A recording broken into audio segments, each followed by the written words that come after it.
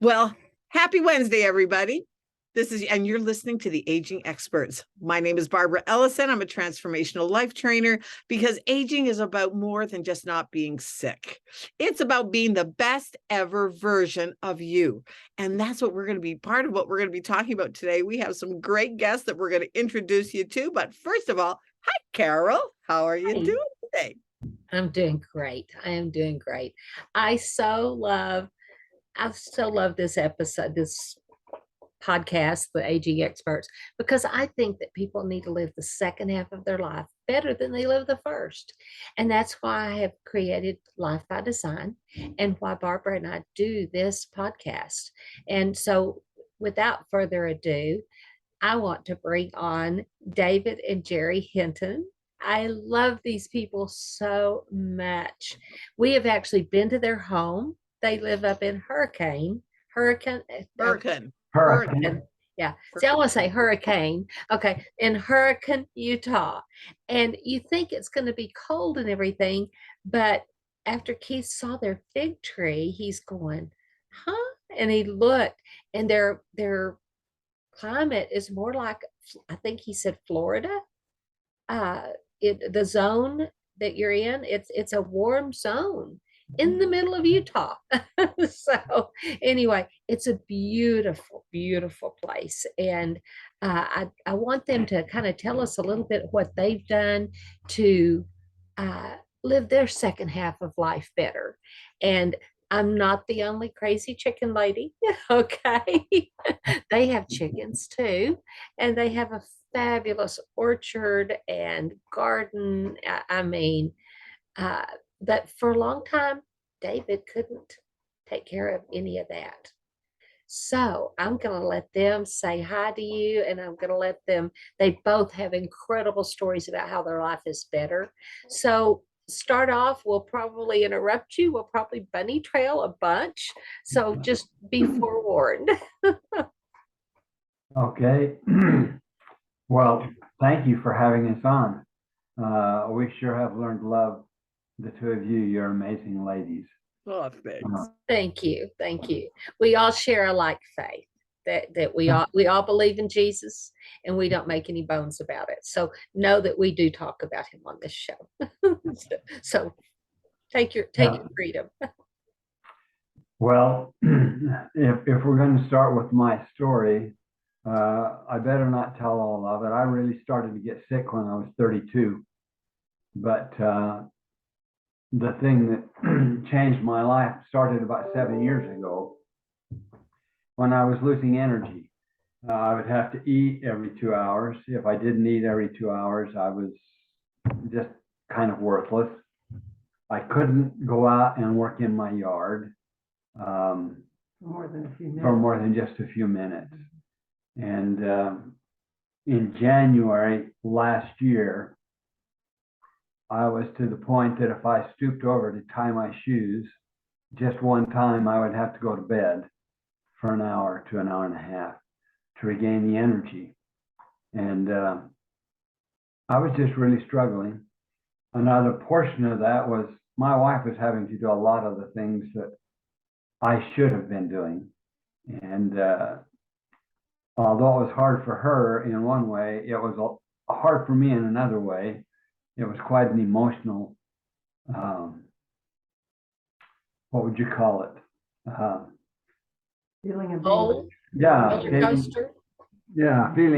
feeling that I'm less than what I ought to be.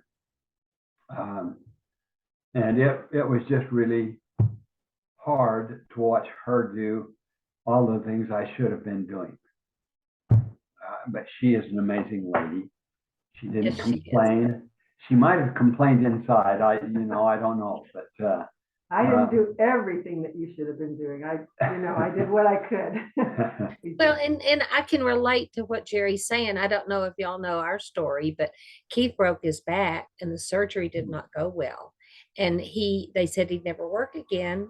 He did for 10 years and then retired on full disability and could not do things. And so, I mean, there towards the end, before we made our turnaround, it was like a toddler. I'd have to load the car, and then I'd have to get him into the car.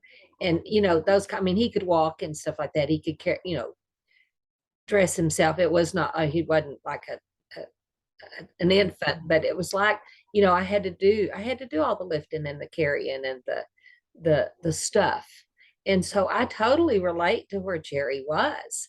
And, you don't want them doing things. And I know Keith really struggled with it, of I should be doing this, and yet knowing he couldn't do it. And Right. so, And yeah. then, yeah, and I think I can relate too, because when my David took sick, I had to take over doing everything. Yeah. Because he had no energy and he was in such pain and that was one of the things that we talked about. He said, Barb, I can't believe that I can't help you with doing any of this. Yeah. And it really hit his masculine sense of pride. Well, there is such a thing as masculine sense of pride. Yep, absolutely. I just know that if I drop something on the floor, my wife was saying, don't get it, I'll get it. Yeah. I knew that if I did, I would have to go to bed. And the interesting thing is, the only people that knew I was struggling was my wife and I. Nobody knew until one day about 15 months ago, a friend of ours came in, and of course, you know him as Jim. And he visited with us for a while. And when I didn't follow him out to the car to say goodbye, he wanted to know why I wasn't doing that. And I told him, well, I don't have the energy to get back up my 3 little front steps. And that concerned him. And that's kind of where the change in our journey really began. He came back 3 days later and popped a bag of stuff down, and he says, I want you to take this. And quite frankly, he said, this is plant-based, and I really don't like the plant-based, but I think you won't like it either, but it's gonna help you. Well, because of my health challenges, since I was 32, I looked quite skeptically at that. But he made sure I had it. He made sure that it was made, and then I drank it while he was there, so that I had no excuses. And That's a true friend. That's a true friend. that is a true friend. And then 2 hours later, I knew within 2 hours that there was something different about this nutrition I was taking, because nothing had done that in the past. I didn't have this energy drop that I had been experiencing. And I didn't have it at 4 hours, and I didn't have it at 5 hours. I have not had an energy drop now in 15 months. And it has just changed our lives. You guys have never seen me that way, have you? No, we met you after the change. So Gerri, give us your side of this story, Oh, starting with having to pick things up on the floor. yeah, I was worried that soon I was going to be having a husband that would be in a wheelchair, because I figured if his energy was dropping that fast, that pretty soon he wouldn't be able to navigate himself. And that's not the worst thing. You can have a happy life with someone in a wheelchair too. But I just Yeah, but I've been to your house. That would be hard to get in and out of. yes, it would be. It's not made for wheelchairs. But I just felt like that we needed to have some miracle happen, because I didn't feel like we were ready to go down the road to an ability to do the things that we wanted to do at that point. I still feel, I may look old on the outside, but I feel really young on the inside, and I really wanted to enjoy our retirement for a lot longer than it looked like we were going to be able to. And so it was such a relief to find that there was a supplement that we could take that would provide the whatever nutrients we weren't getting from our food. We were really trying to eat well because we have a garden and we have 17 fruit trees, and we're always harvesting something here. We as you said, we live in a climate that's more like Florida, so we do get a little snow. It's not as wet as Florida. We do get a little snow 2 times a year, but we don't have a snow shovel because there's no need, because it's gone as fast as it comes, and so we don't live in a typical Utah snowy climate. So, but we're harvesting, pomegranates, persimmons, and pecans right now. We're still finishing up our garden and stuff, and we've tried to eat well all this time, but there must have been something that was missing from his system that didn't keep him, boosted up, so that he was having those energy downturns that we couldn't explain. But Nothing else we tried worked like this. yeah, and Well, so and yeah, the formulations that they've put together, just a disclaimer, all 3 of us are using the products they're talking about. And this isn't a product show, but if you want to know more about this, reach out in the chat, reach out to us, because it's made a difference in all 3 of our lives. And what there's 4 of us. Thank you, Gerri. I wasn't going to call her on it, but there are 4 of us here. no, they're one flesh. It's made. That's right. That's true. That's a good way to get out of that, Carol. Yeah, but Thank you. Good Thank job. you. experiencing the same symptoms as him. I feel tons better, using supplements. But I wasn't experiencing what he was experiencing. Yeah. Such a dramatic change. Mhm. Yes. Well, Such even a dramatic change from when we met you Yes. to the next time we saw you, because we've gotten to Yes. see y'all face to face 3 or 4 times now. And yeah, a dramatic change. But the one thing people don't realize, like in a position where, Gerri and Barbara and I were, 9 times out of 10, the caregiver goes down before the person that's ill, Right. because of the giving out and the having to pull the extra weight. And it's not that we mind, because we love our spouses, or you should. If you don't, we need to talk. But, we love our men. So, we don't want, or the same thing when it's otherwise. I was at a meeting last night with a lady that you could tell was very, very ill. And her husband, you could tell he just hurt for her and stuff. So it doesn't matter which way it is. This happens to be the women and everything. But statistics show that the caregiver goes first, because they have, given and given and given and not been able to replenish, whether it's time, whether it's self-care, because they, moms especially are bad about self-care. And taking time just even to have your quiet time in the morning, that whether it's 10 minutes or 2 hours, it doesn't matter, but that time in the beginning of the day to set your day is so valuable. So if you are a caregiver, make sure that you do your And that's not always easy. When I was taking care of David, that was like, ooh, I would feel guilty about when I would take time for myself. Yeah. And now it's realizing, oh brother, if you don't take care of yourself, you can't take care of your partner. Well, it's like put your oxygen mask on first when you fly. Growing up, there was a friend of ours, of my parents, and they had a car wreck. He was a pilot for one of the big airlines, and they had a car wreck. He ended up in a wheelchair. He ended up very, very ill, had to be taken care of. I mean, even helped in and out of bed, and bathed and stuff like that. And so his wife became his caregiver.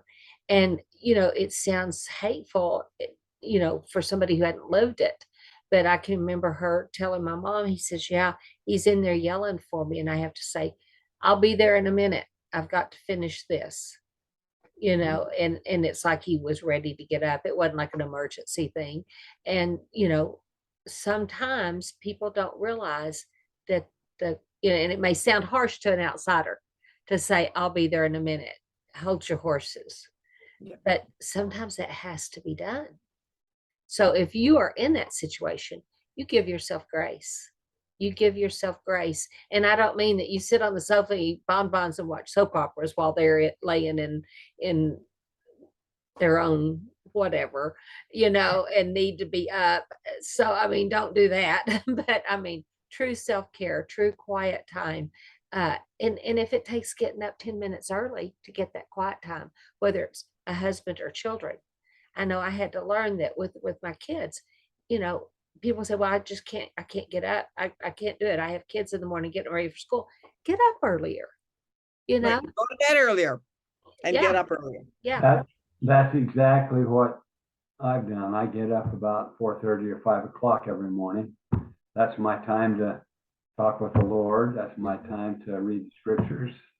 That's my time to just think about the things that I'm doing and need to do. And I'm so kind to him, I let him have that time. I don't get up until about 6. Keith and I are the But, opposite. I get up between 5:30 and 6 and he doesn't. So yeah, he does get up and let the chickens out most days, especially now that we're raising the meat birds. But yeah, he'll do that part and then go back to bed. So, but and then he gets up and has his quiet time and I come down and record shows or have live shows or just do computer work while he has his quiet time because I try to stay out of his way. Right. But yeah. So tell us about the differences, the things that you're doing now that have changed. Well, let me just talk about our 50th wedding anniversary. Okay. Okay, perfect. Our 50th wedding anniversary, we had saved. We wanted to go to Hawaii. I have never been to Hawaii. And he's just been in the airport, so you can't really say he's been there. So that's what we were going to do. But his health was such that when it came time to go last June, I was afraid to go because I thought there might be some episode or something, you know, because he had a TIA possibly, and you know, there's a few things that we were worried about, and especially his downturns in energy. I thought, oh, great, this is going to be wonderful. So far away from home by ourselves, you know, it might not be the best trip. So we went to a place closer, had a nice little 4-day vacation in the adjoining state. Kind of nice. Kind of nice, but I did a lot of things by myself. We did one hike together that took us, we had to stop quite a few times, but we did take a mile hike. It was Sedona, Arizona, which is very beautiful.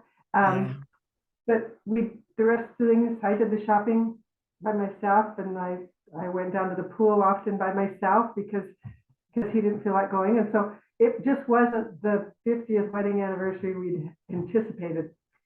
So last year, after having a miraculous change in health, we went to Costa Rica for our 51st, and it was a totally different experience. We did a lot of fun things, a lot of walking, hiking. I didn't get him on the zip line. I really wanted to get him on the zip line, but that's not a matter of not having the energy. She probably never will. So did you zip line, Gerri? I did. Isn't it fun? It is fun. I like to zip line. We're on the zip line, but that's okay. But it was fun and exhilarating, and I'd probably do it again. But anyway, it was just totally different. And now we don't take huge hikes, you know. He's still got a knee that isn't, you know, that isn't perfect yet. We found out about the same time my health changed. We found out that I had a femur bone that was out of place. and had been so for years. I'd been to chiropractors and they have not solved the problem, but this particular chiropractor did things a little differently. And in 2 minutes, he says, well, your problem is your femur bone is out of place. And he put it back in place.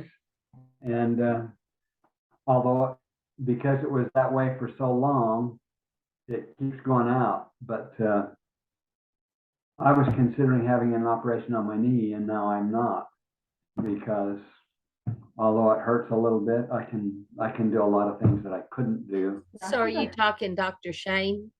Yeah, I am talking Yeah. about. Isn't he Really amazing? good. He's really good. He's an incredible gentleman. But still, he's doing 7,000 to 10,000 steps a day, which Yeah. a lot of people don't do that much. You know, he's 77 years old, and you know that a lot of people are using canes or walkers or stuff by that time. So he's doing really good, and just feels wonderful. I feel wonderful, and in fact, I just went for my yearly physical, my doctor, and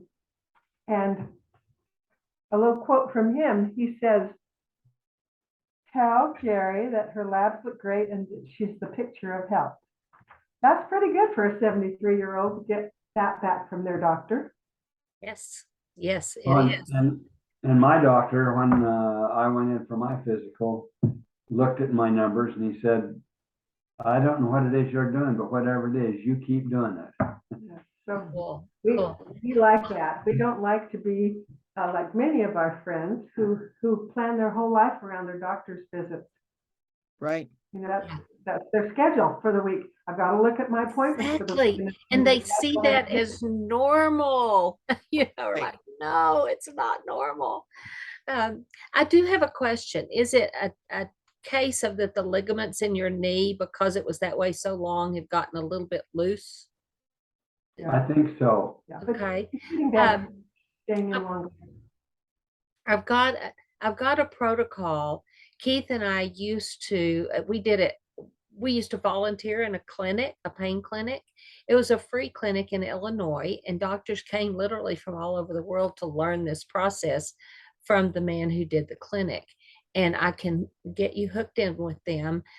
There's probably somebody in your area or nearby, but it's called prolotherapy, PROLO therapy. You can Google it, and the website is getprolo.com, GETPROLO.com.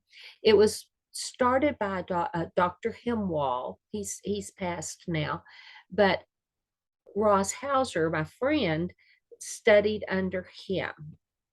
And what it does, they go and inject where the ligament touches the bone, and they use natural products to do this, but it tightens up that ligament. They use it a lot with professional athletes, chronic pain people, even people with just clicky knees. So those of y'all on here, if you want to know more about Prolo, I can hook you in with Dr. Hauser. But this is a site that he did that has Prolo doctors all over the country. I don't know that they're all vetted through Ross, but they are, you know, I know of several good doctors because we worked with them for 9 or 10 years in the clinic. 4 times a year we would all go there, and Keith went there first for treatment and stuff after his back issues. So definitely check that out. Let me know if you want an introduction to Ross and Marion, because they can steer you on that. But I mean, you'll notice a difference within immediately, but then within days and weeks. So yeah. Good to know. Thank you. No, not many people know about it. It was very, very widely used in the 40s and the early 50s. And some doctor went and put the injection in the spinal column, which is a big no-no. And the person did not survive. And so and it also fell out of favor with the AMA because it does take care of the problem. It's not just a Band-Aid. So that's something that to consider. It fits in with all the ways that the three of us like to deal with medical things. But anyway, it's pretty amazing. So Thank you. Yeah. All right. Okay. Gerri, David and Gerri, thank you so much for coming on. This has been just absolutely amazing just to hear just the improvements that you've made in your life, and just the ability to move and breathe and have our being, which it says in the Bible that we're supposed to have. So, wow. Anyway, so this is the Aging Experts. I'm Barbara Ellison. Carol, say bye. okay, well, No, we're saying bye. I don't want to say bye yet. I want to say Gerri and David are the epitome of spiraling their life up and not down. They watch the words of their mouth.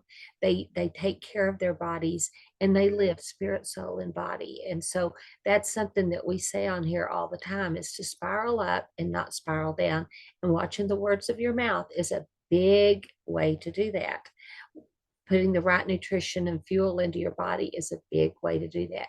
Reading the right things, being around the right people. And so definitely, if you want to know more, reach out to any of us.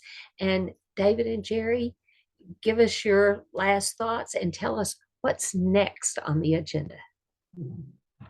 Oh, wow, what's next? Well, One of the things we're trying to do is reach out to others to help them know what we've done, and help them have the same blessing that has been given to us. It has just made such a huge, huge difference in our lives.